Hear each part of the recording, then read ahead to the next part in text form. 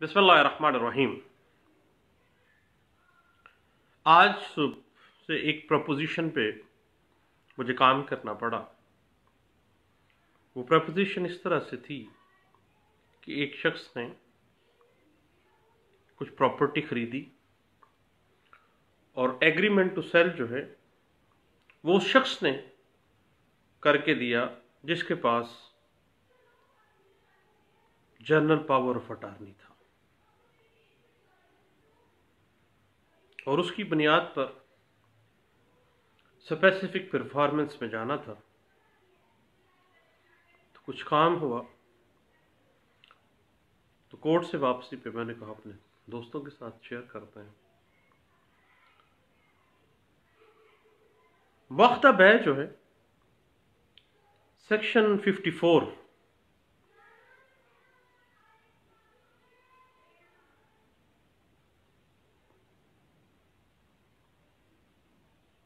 कहता है कि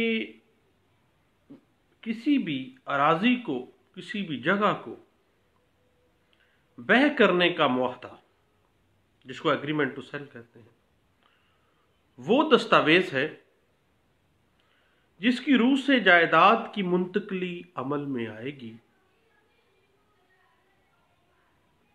अगर मुआहदा बै में, मुआहदा बै की definition section 54 transfer of property act जो है वो हमें दे रहा है। और अगर मुआहदा बै एग्रीमेंट टू सेल में तयशुदा शराइत से कोई फरीक भी बाया या मुश्तरी इनखराफ करे या एग्रीमेंट टू सेल की शराइत से के अंदर कोई तब्दीली करे, मुकर जाए, तो वो एग्रीमेंट टू सेल जो है वो मनसूख समझा जाएगा। और जब कोई पार्टी मुकर जाए तो उसकी बुनियाद पर दावा तामील मुख्तस जो है, स्पेसिफिक परफॉर्मेंस का जो दावा है, जो अंडर स्पेसिफिक रिलीफ एक्ट 1877 के तहत आपने करना है, उसमें बतौर प्लेंटिफ आते हुए आपको ये जाहिर करना होगा कि आप अपने हिस्से का बतौर मदई मुकदमा अपने हिस्से का मुआहदा पूरा कर चुके हैं या अपने हिस्से का मुआहदा, अपनी पार्ट परफॉर्मेंस फुलफिल करने के लिए तैयार हैं। इस कानूनी नुक्ते को डिस्कस किया गया था 2004 CLD पेज है 343 के अंदर। स्पेसिफिक रिलीफ एक्ट 1877 जितने भी उसमें सिविल सूट्स होते हैं, सिविल कोर्ट्स के अंदर किए जाते हैं, क्योंकि मुआहदा जहाँ पे भी आएगा उसकी फुलफिलमेंट, उस ओब्लिगेशन की फुलफिलमेंट, उस एग्रीमेंट की फुलफिलमेंट के लिए, तामील मुख्तस के लिए स्पेसिफिक परफॉर्मेंस एक्ट 1877 की दरसी ही आपको लेनी पड़ती है। स्पेसिफिक रिलीफ एक्ट 1877 की जो सेक्शन 12 है उसमें वो तमाम केसेस जिनमें cases in which specific performance enforceable है उनकी लिस्ट दी गई है। और अदालत में सिर्फ अग्रीव्ड पर्सन आता है जिसने किसी शख्स के साथ कोई एग्रीमेंट किया, कॉन्ट्रैक्ट किया, और वो बाद में उसकी तामील करने से, उस एग्रीमेंट को फुलफिल करने से मुकर जाता है। तो इस हवाले से cases in which specific performance is enforceable section 12 specific relief act 1877 में दिया गया है। अब माबैन फ्रीकैन तहरीर शुदा जो एग्रीमेंट टू सेल है, उसको अगर आप उसकी मनसूखी में जाते हैं कैंसिलेशन में आप जानना चाहते हैं, तो याद रखिएगा कि एग्रीमेंट टू सेल किसी की नॉन परफॉर्मेंस की वजह से बजाते खुद मनसूख नहीं हो जाता। मुख्ता बै में ये लिख देना कि मुश्तरी सालम ज़र बै अदा कर चुका है, तो ये बै नहीं बन जाती, क्योंकि वो तो एग्रीमेंट टू सेल में आपने टोटल अमाउंट की रिसीप्ट बनाई है, वो सेल नहीं है, ना वो सेल डीड का दर्जा हासिल कर सकती है। ये सिर्फ और सिर्फ एग्रीमेंट टू सेल ही रहेगी। और एग्रीमेंट टू सेल उस जायदाद के अंदर, जिस जायदाद की बाबत एग्रीमेंट टू सेल किया गया, उसमें 1% भी राइट क्रिएट नहीं करती, कोई हक पैदा नहीं हो जाता। इस हवाले से एक लैंडमार्क जजमेंट है, याद रखिएगा 2005 MLD, पेज है 1278 में इस बात को वाज़ेह किया गया था। बड़ा अहम नुक्ता है कि जब आप स्पेसिफिक परफॉर्मेंस सूट फाइल करते हैं तो उसमें बतौर मदई आप जो कॉन्ट्रैक्ट की शराइत हैं, उन शराइत मुआहदा से बाहर नहीं जा सकते। जो मुआहदा का स्कोप है आप उस स्कोप से बाहर नहीं जा सकते, और सिर्फ उसी हद तक दावा तामील मुख्तस होगा जो मुआहदा बै में दर्ज किया गया है।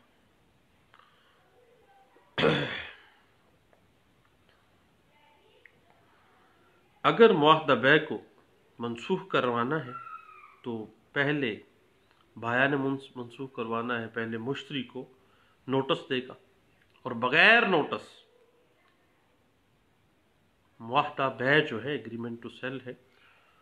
उसको मनसूख करने का कानून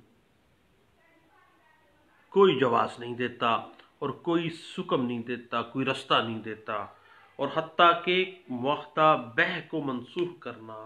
बगैर नोटिस दिए दूसरी पार्टी को, कानून इसको तस्लीम ही नहीं करता। ये बात इंटरप्रेट हुई 1992 MLD, पेज है 1345 में। उसके बाद जहां मुआहदा बै में जो बाया है उसको जो राइट मिला है वो बजरिया जनरल पावर ऑफ अटार्नी मिला है, देन इस हवाले से अगर मुख्तार आम ने मुआहदा बै किया है तो वो मुआहदा बै करने की वजह से जो पावर ऑफ अटार्नी देने की बिना पे एजेंसी क्रिएट की गई है वो मनसूख तो नहीं होती। इस हवाले से एक लैंडमार्क जजमेंट है कराची हाई कोर्ट की, जिसमें बहुत तफसील से डिस्कस किया गया था। वो PLJ 1994 Karachi high court page 15 के अंदर इस बात को डिस्कस किया गया था। जब आप मुआहदा बै की कैंसिलेशन में जाते हैं तो सिर्फ उसी वक्त मुमकिन है जब ये अगेंस्ट द पब्लिक पॉलिसी है और किसी कानून को ख़त्म करने के लिए है, और कोई ऐसी शिक उसमें है जो फुलफिल नहीं की गई और वो फुलफिल नहीं हो सकती है। इस हवाले से PLD 1981 Karachi high court page 170 के अंदर इस बात को वाज़ेह किया गया। अब जब तहाँ तक जर्नल पावर ऑफ अटार्नी का ताल्लुक है तो ये एक ऐसा डॉक्यूमेंट है जो रजिस्टर्ड होना चाहिए। सिर्फ नोटरी पब्लिक से तस्दीक करवाने से ये रजिस्टर्ड नहीं होता। आमतौर पे हमारे यहाँ से होता है पावर ऑफ अटार्नी बनवाई, नोटरी पब्लिक से तस्दीक करवा दिया, नहीं, उसको बाकायदा सब रजिस्ट्रार के पास बतौर डॉक्यूमेंट उसको रजिस्ट्रेशन उसकी मैंडेटरी है, उसके बगैर उसकी कोई कानूनी हैसियत नहीं है। इस हवाले से सुप्रीम कोर्ट ऑफ पाकिस्तान की एक लैंडमार्क जजमेंट है PLD 2003 supreme court of Pakistan page 159 में इस बात को डिस्कस किया गया था। मुख्तारनामा आम जनरल पावर ऑफ अटार्नी एक ऐसा डॉक्यूमेंट है जो फाइनेंशियल ऑब्लिगेशंस को क्रिएट करता है। चूंकि फाइनेंशियल ऑब्लिगेशन की जहां पे भी बात आ गई याद रखिएगा कि दो गवाहान हाशिया, मार्जिनल विटनेसेस जिनको हम कहते हैं, उनके दस्तखत होना मैंडेटरी हैं। दो गवाहान ने उन फाइनेंशियल ट्रांजैक्शन की तस्दीक करनी है, और शहादत जब आएगी स्पेसिफिक परफॉर्मेंस के हवाले से तो उसमें भी दो गवाहान की तस्दीक जो मार्जिनल विटनेसेस हैं वो लाजमी करेंगे। और उस जनरल पावर ऑफ अटार्नी की रूह से प्रिंसिपल जो जनरल पावर ऑफ अटार्नी में जो कुछ स्पेसिफिक वर्क या स्पेसिफिक अथॉरिटी दे रहा है करने के लिए अपने अटॉर्नी को, अपने मुख्तार को बतौर प्रिंसिपल,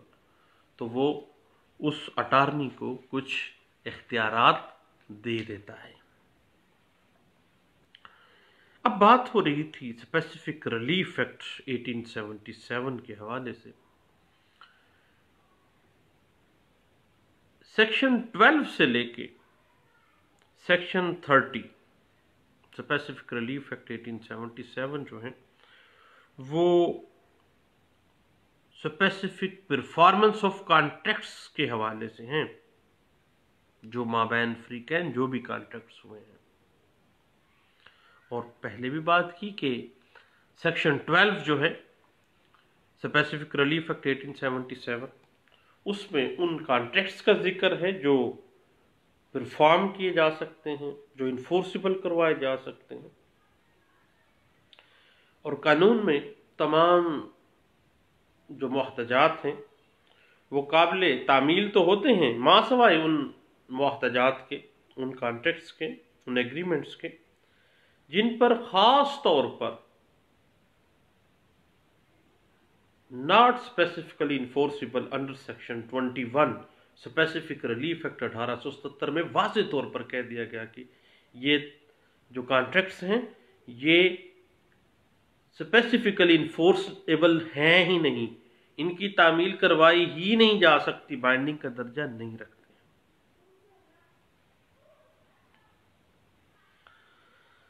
लेकिन याद रखिएगा उससे बिल्कुल आगे सेक्शन 21 के बाद सेक्शन 22 स्पेसिफिक रिलीफ एक्ट 1877 आ जाती है।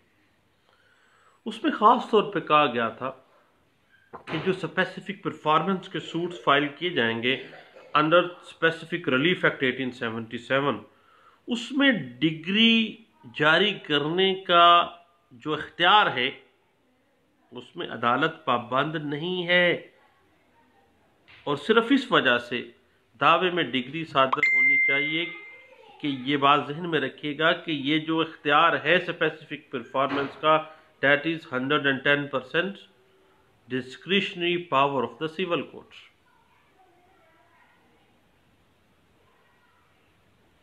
लेकिन ये जो डिस्क्रिशनरी पावर है स्पेसिफिक परफॉर्मेंस के सूट्स में, अदालत ने इस पावर को, इस डिस्क्रिशनरी पावर को इक्विटी और बेसिक जो fundamental principles of justice and law हैं उनको मद्देनजर रखते हुए इन्फोर्स करना है, इनको मद्देनजर रखते हुए डिग्री करनी है कि क्या मुआहदाजात की कानूनन तामील करवाई जा सकती है, इन्फोर्सेबल हैं या नहीं है।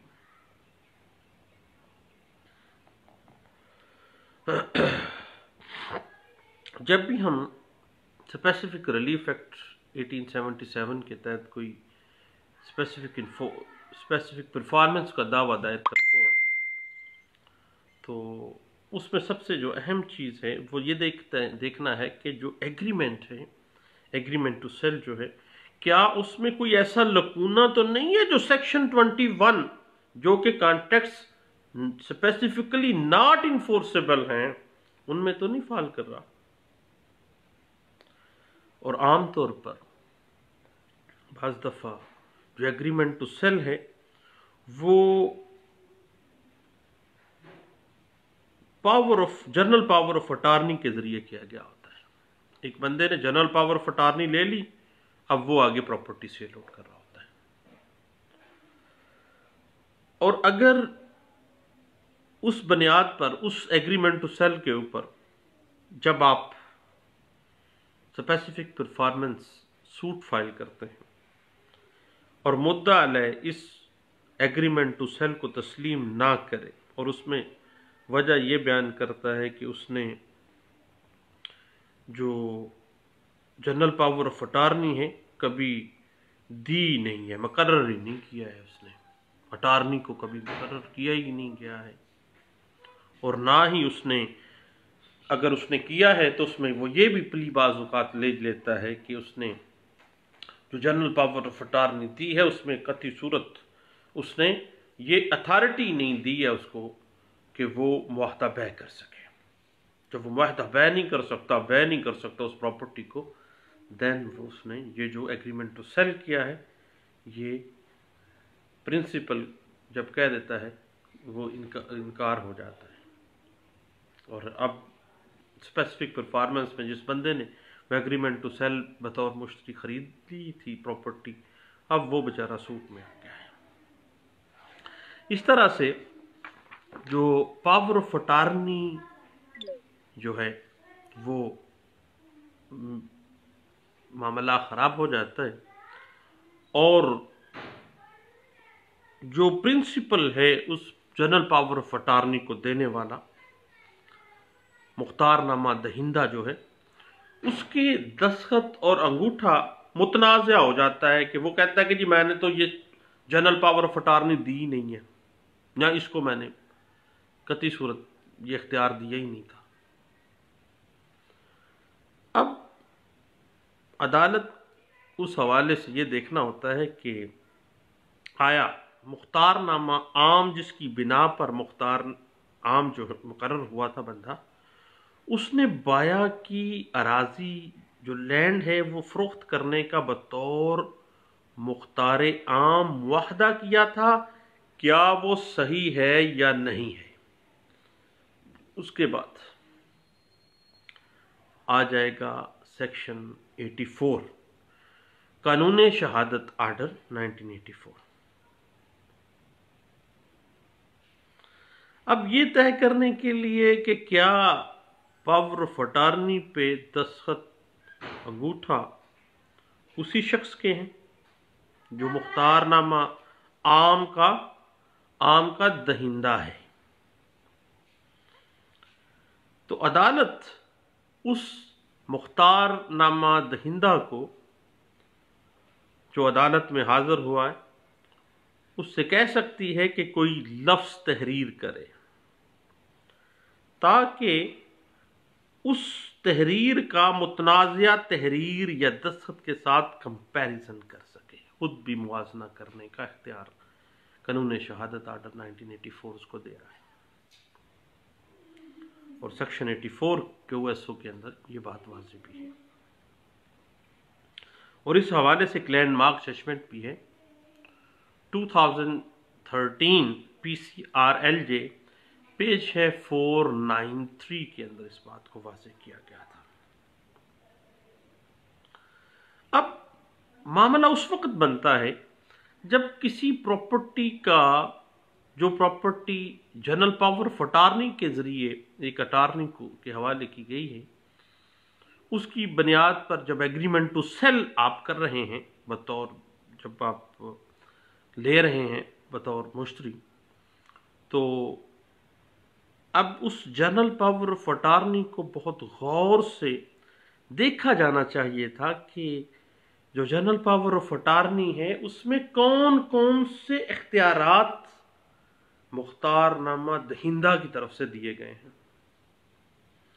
और अगर जनरल पावर ऑफ अटार्नी की उन पार से, उन इख्तियारात से, उन अथॉरिटी से वो तजावुज़ कर रहा है, तो उस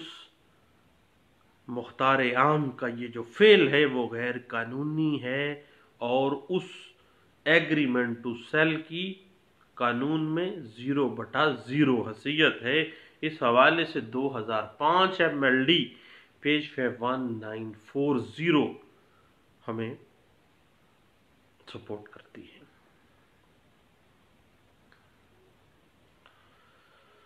और अगर मुख्तार आम जो है उस शख्स को जिसको दिया गया है, अगर वो मुख्तारनामा के अंदर, जनरल पावर ऑफ अटॉर्नी के अंदर दिए गए जो इख्तियारात हैं उनसे बढ़ के कोई काम करता है, तो प्रिंसिपल जो दहिंदा है, जो मुख्तारनामा जिसने दिया है, उस मुख्तारनामा आम को मनसूख कर सकता है, अबताल कर सकता है। क्योंकि nature of general power of attorney ये है कि मुख्तारनामा आम एक दस्तावेज है जिसकी रूह से एक मुख्तार आम मुकर्रर किया गया है। और याद रखिएगा, ये बड़ा अहम पॉइंट है कि जब मुख्तारनामा दहिंदा जो है, अगर वो फौत हो जाता है या वो दिवालिया हो जाता है, then general power of attorney जो उसने दी है खुद ब खुद ख़त्म हो जाती है, और उस पावर ऑफ अटॉर्नी की बुनियाद पे दिया गया जो एग्रीमेंट टू सेल है, उसकी हैसियत कानून में क्या है? 0/0, कुछ भी नहीं। इस बात को बड़े अच्छे अंदाज से डिस्कस किया गया पिछले दिनों, पढ़ने के काबिल है case. PLD 2005 Peshawar high court का फैसला है, पेज 238 के अंदर इस बात को वाज़ेह किया गया था। अब जहाँ तक स्पेसिफिक रिलीफ एक्ट 1877 एक नायाब बड़ा आला कानून है जो कि पाकिस्तान में इक्विटी और इंसाफ के जो तकाजे हैं उनको इन्फोर्सेबल करवाते हुए वाज़ेह करता है, और एक मूवेबल और इमूवेबल प्रॉपर्टी का कब्ज़ा दिलवाने के अलावा इन्फोर्सिबल कॉन्ट्रैक्ट्स इन इन्फोर्सिबल जो नहीं हो सकते हैं, काबिल तामील नहीं हैं, और जो मुआहदा एग्रीमेंट टू सेल है, किसी भी प्रॉपर्टी के हवाले से उसकी स्पेसिफिक परफॉर्मेंस की डिग्री देने के सवाबदीदी इख्तियारात जो हैं वो अदालत को दे रहा है under section 22 specific relief act 1877 के अंदर ये वाज़ेह है।